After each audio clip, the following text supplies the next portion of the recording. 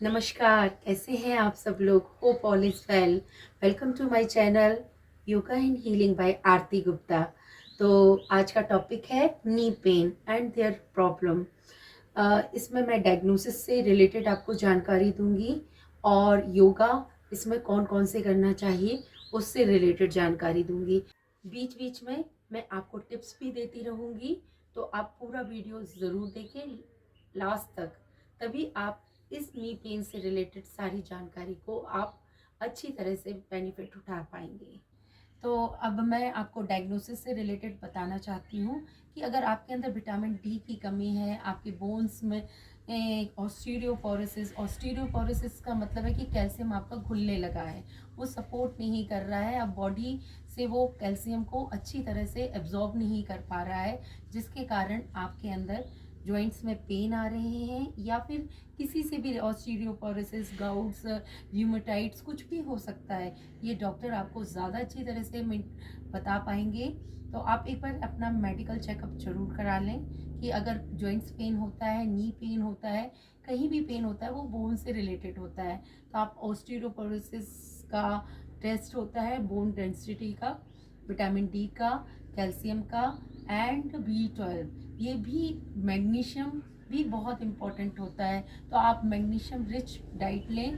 Calcium में आप तिल ले सकते हैं, चूना ले सकते हैं, और भी प्रोडक्ट होते हैं, उनको आप अपनी डेली रूटीन में अपने डाइट में ज़रूर शामिल करें। और अब हम बताना चाहेंगे कि हम कैसे डायग्नोसिस करें कि हमारा घुटने कितने खराब हो चुके हैं, या फिर उनमें कुछ रिपेयर होने का चांसेस है योगा के थ्रू। स्टार्ट करते हैं। देखेंगे कि आपके पैर कितने नीचे तक जा रहे हैं। अगर फ्लोर और नी दोनों के बीच में गैप आ रहा है, इट मीन्स है कि आपकी नी में कोई ना कोई प्रॉब्लम स्टार्ट हो गई है। तो पूरा अगर आपका जाता है, अच्छी तरह से फ्लोर से टच हो रहा है, तो आपकी नी ठीक है। आपके पटेले अच्छी तरह से घूमते हैं, इस तरह से घुमा के देखना होगा। अगर अच्छी तरह से पटेले घूमते हैं, इट मीन्स है कि आपके नी ठीक है। आपके कितना पैर आपका पीछे तक जा रहा है, अगर पूरा पैर आपका पीछे तक जा रहा है, इट मीन्स है कि हाँ, आपको नी से रिलेटेड कोई भी परेशानी नहीं है। विटामिन डी की कमी हो सकती है, या सप्लीमेंट से रिलेटेड प्रॉब्लम हो सकती है। खड़े होने पर भी हम पता कर सकते हैं। खड़े होने पर आप चेक कर सकते हैं कि आप बैठते समय बिना सपोर्ट कर चेयर पोज में कितनी देर तक और कहाँ तक बैठ रहे हैं। अगर आपका पोज 90 डिग्री पर है तो गुड, और अगर आप पूरा बैठ पाते हैं, इट मीन्स है कि आपके घुटने पूरी तरह से ठीक हैं। और इस ठीक है और दर्द होना शुरू हुआ है, तो आप इस एक्सरसाइज को स्टार्ट कर दें। उकड़ू बन के बैठें और कुछ देर तक आप इसी पोज में रहें। धीरे धीरे आपका हो सकता है कि आप इस तरह से बैठेंगे, फिर धीरे धीरे से पास में लाएं अपने पैरों को और इस तरह से बैठेंगे।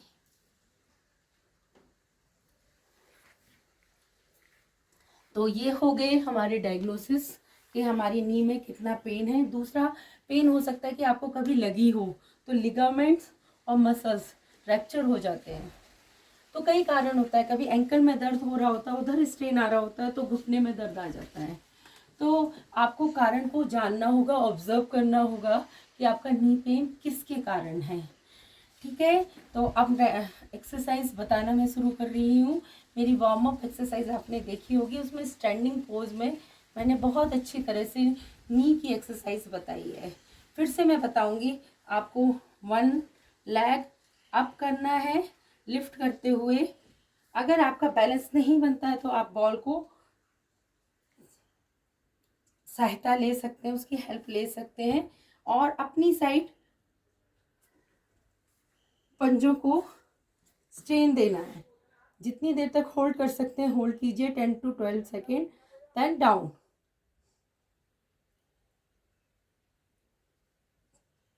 Up and down. फिर जल्दी जल्दी करेंगे। 1 2 3 4 5 6 7 8 9 10। Left and right, left and right 10 10 times करेंगे। फिर सर्कुलेट, पूरा नीचे पूरा ऊपर, 1 3 and 5, anti-clockwise 2 3 4 and 5। सेम यही वाली कंडीशन से दूसरे में करेंगे। तो एक बार बस देख लीजिए, अप एंड डाउन होल्ड करना है 3 to 5 टाइम, 10 सेकेंड का, then 10 times up and down, left and right, and circulate 5 time and clockwise और 5 time anti clockwise. Next exercise है, आपको दोनों पैरों को बेंड करना होगा, नी को बेंड करते जाइए जितनी देर तक बेंड कर सकते हैं। 1, आपका चेस्ट सामने रहेगा, 2 एंड 3, दूसरी साइड। ये बहुत अच्छी एक्सरसाइज है, आप इसको कीजिए, इससे आपके मसल्स और लिगामेंट्स में ब्लड सर्कुलेशन बढ़ेगा और स्ट्रेंथ बढ़ेगी। नेक्स्ट है मोशन करना, सर्कुलेट करना अपने नी को, जितना ज़्यादा से ज़्यादा सर्कुलेट करेंगे उतना अच्छा रिजल्ट मिलेगा। अगर आप बिगनर हैं और आपको बहुत कम परेशानी है तो केवल और केवल डाइट से और मैं जो एक्सरसाइज बता रही हूँ उनसे ठीक हो जाएगा। Anti clockwise and relax. जैसे ही कोई एक्सरसाइज कंप्लीट होती है और आप अनरिलैक्स फील करते हैं, डीप ब्रीदिंग, अंदर से अंदर अफर्मेशन दें कि मैं रिलैक्स होती जा रही हूँ, मेरे नी पेन्स धीरे धीरे कम होते जा रहे हैं। जो भी प्रॉब्लम हो, मसल से रिलेटेड ब्लॉकेज हो या स्पेस से रिलेटेड ग्लूकोसोनामाइन की कमी आ रही हो, वो भी धीरे धीरे जनरेट होने लगी है। अब हम चेयर का सपोर्ट लेके एक्सरसाइज उनके लिए बताएंगे जो खड़े होकर अपने को कंफर्ट फील नहीं करते हैं। तो हम पहले बैठेंगे, कमर गर्दन सीधी रखें, अपने पैरों को जितना उठा सकते हैं उठाएं और सेम वही एक्सरसाइज आगे की ओर करेंगे। जितना हो सकता है होल्ड करें। 9 8 7 6 5 4 3 2 and 1। इनहेल, पूरा अपनी ओर खींचें। 10 9 8 7 6 5 4 3 2 and 1। रिलैक्स, दूसरे वाले पैर से करें, सेम वही होल्ड करना है। 10 9 8 7 6 5 4 3 2 1। Hold, exhale position. 10 9 8 7 6 5 4 3 2 1। धीरे धीरे आप एक ही पैर से करना है। थक जाते हैं उनके लिए बताया कि आप अपना चेंज करते रहिए, अदरवाइज अगर आप एफर्ट लगा सकते हैं तो एक ही पैर को पूरे सेट बनाने हैं। Up and down, then left and right and circulate. Hold करते में थोड़ा सा दम लगता है, इसलिए मैंने चेंज किया था। और जब हम क्रियाएं करें तो हम एक ही पैर से पूरी क्रिया करने के बाद ही दूसरा पैर इस्तेमाल करें। जैसे मैं इसमें up and forward backward bending ankle की, left and right and circulate. अब इसी को हम और ऊपर ले जाएं, अपने पैर अपने हाथों को थोड़ा सा टच करते हुए। 1 2 3 4 and 5, left and right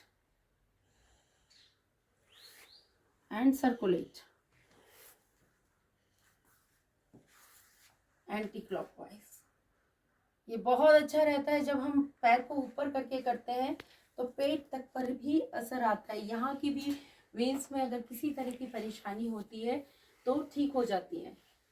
and 2 3 4 and 5, left and right, up, circulation. ये हो गई हमारी बैठकर एक्सरसाइज।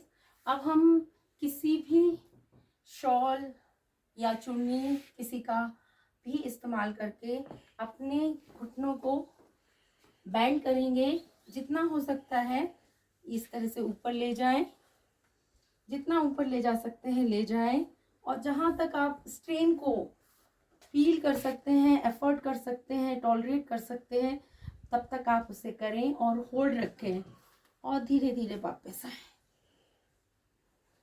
आप and down, up and down. Down में आप जितना अपने हिप के पास ले जाएं, थाई के पास, उतना अच्छा होगा। Change your side. इसके आपको 5-5 के 3 सेट बनाने हैं। Up and down, up and down, up and down and down. Relax. अब हम दंड आसन में बैठकर कुछ क्रियाएं करेंगे नी के लिए। फर्स्ट क्रिया करते हैं वही अप एंड डाउन। एंकल को नहीं उठने देना है। पहले अकेले अकेले भी कर सकते हैं, सिंगल लेग से भी कर सकते हैं और डबल लेग से भी कर सकते हैं। 2 3 और होल्ड भी कर सकते हैं। इसके बाद जल्दी जल्दी 2 3 4 5 6। लेफ्ट, दोनों पैरों के बीच में 6 इंच का गैप। 3 4 5। इसको भी 10 टाइम्स करना है। फिर दोनों पैरों के बीच में गैप और दोनों को मिलाते हुए सर्कुलेट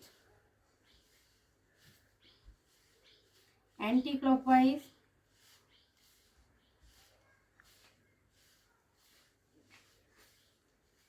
दोनों उंगलियों को भी अपनी इस तरह से दबाना है।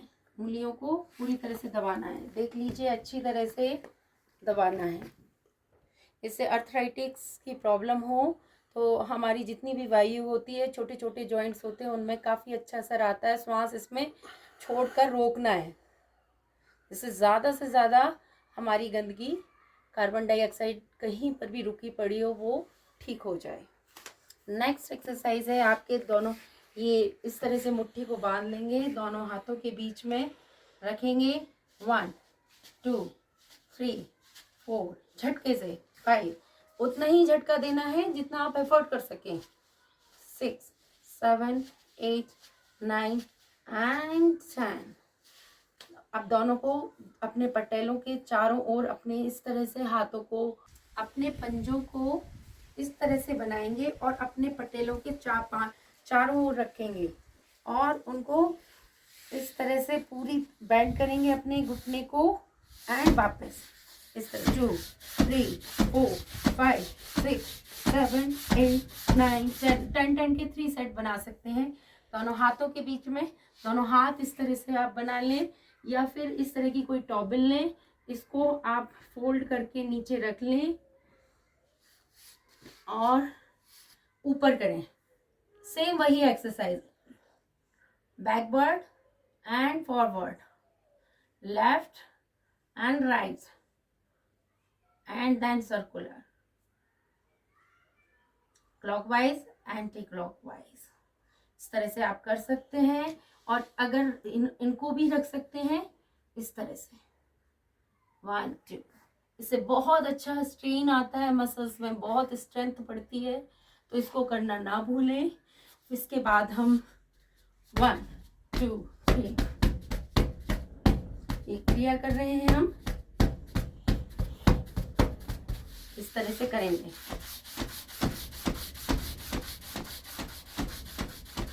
ऐसे 1।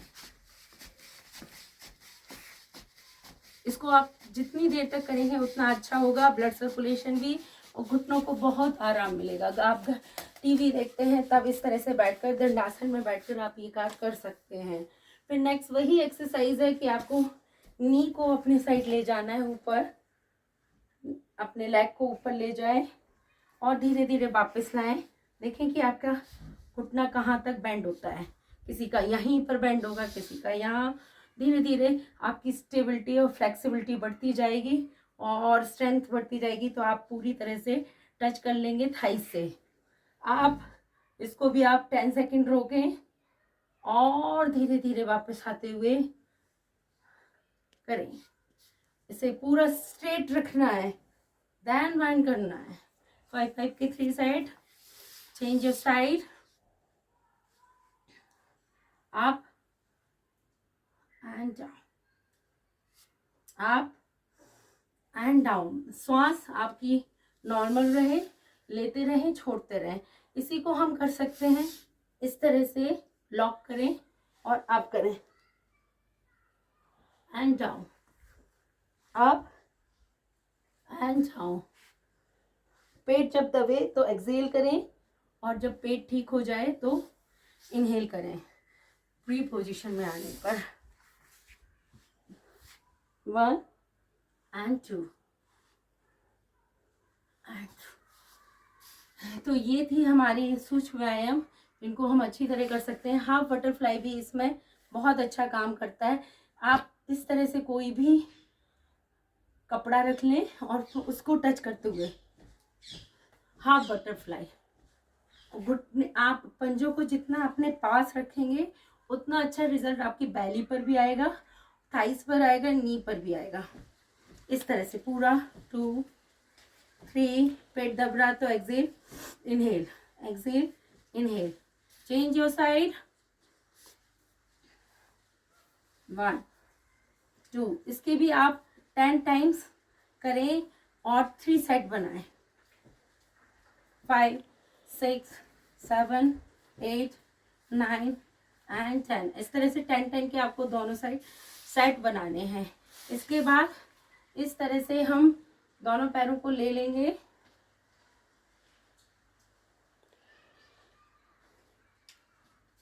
बड़ा सा जितना आपका, और अच्छी तरह से टच कराएंगे। 1 2 3 4, और किसी का पूरा होता है तो वो पूरे तक कर सकता है, और जिसका नहीं होता है वो 2 कपड़े लेके उसे दबाने की कोशिश करे। यहाँ पर भी इस तरह से दबाना है, और आपको और नीचे अगर गैप है तो इसे भी दबाना है। 2 3, आपके एंकल नीचे रहेंगे। 5 6 7 8 9 10, इस तरह से, और 1 2 3 4 6 7 8 9 एंड 10। तो इस तरह से आपके इनका कार्य बहुत इम्पोर्टेंट होता है, सपोर्ट करने के लिए, इंजरी ना आए, लिगामेंट्स आपके सही रहें, इनमें स्ट्रेंथ पहुँचे, और बॉडी में ब्लड का सर्कुलेशन नीचे की ऊपर, ऊपर से नीचे की ओर आए। Thank you so much, take care. अब मेरा channel like, share and subscribe करना बिल्कुल ना भूलें, क्योंकि मैं और भी अच्छी अच्छी वीडियो के साथ आपके पास फिर आऊँगी लौट कर। Take care, bye bye.